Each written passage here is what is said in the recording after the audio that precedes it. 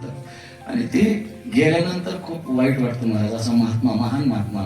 आणि त्याकरता आपण काय करतो, महाराजांनी एक वाक्य खूप सुंदर वापरलं महाराज, की साधू स्मरणात राहायला पाहिजे. बघा, कितीतरी वायाला गेलेले लोक, कितीतरी म्हणजे ज्यांचा कार्य भागच बोळाला होता, अशी ह्या पंचक्रोशीतील लोक ज्यांनी आप्पांचा हात पकडला, त्यात सगळे जागेवरून सगळ्यात मोठे महाराज. लक्षात घ्या, अलग लक्षामध्ये आप्पांचा हात पकडल्यामुळे बरं काही, पण सगळे गेलते महाराज. आता तुम्हीच मला कथा सांगता बऱ्याच लोकांचे, की ह्याचं असं जातं महाराज, त्याचं तसं जातं महाराज.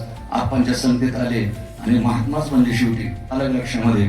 म्हणून आप्पा गेले, पण सोनं करून गेलेल्या का एवढ्या 5-6 गावांचं आहे ना, सोनंच करून गेलेले. आपल्या गावाला काही सप्ताह माहिती होता काय महाराज? आपल्या गावाला काही धर्म माहिती होता काय? आपल्याला काही ती वाट माहिती होती काय महाराज? पण आप्पांनी किती कष्टपूर्वक सायास करून शिकवी होती महाराज. किती कष्ट केलं असेल महाराज. आणि कधी कुणाला हात पसरला नाही, ही आप्पांची विशेषता आहे महाराज. कधीच कुणाकडे द्या द्या असं कधीच नाही.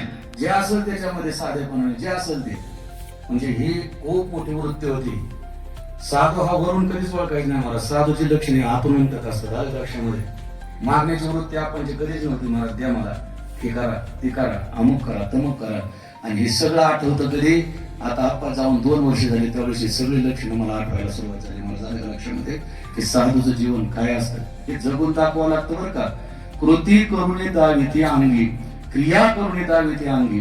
ही क्रिया करणं, महाराजांनी जे चिंतन केलं ते सगळं आप्पांवरती बसतं महाराज. झालं लक्षामध्ये, साधूवरती बसतं ते पूर्ण.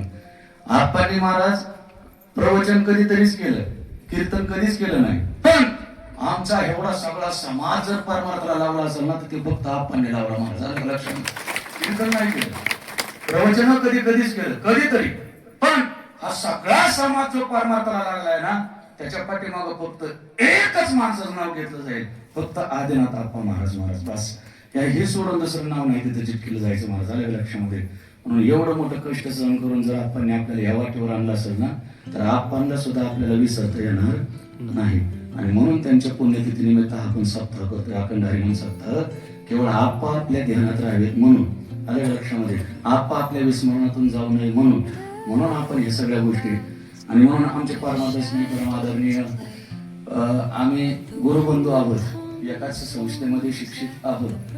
आणि 12 वर्षाचा खूप मोठा काळ आमचे एक तर भक्ताचे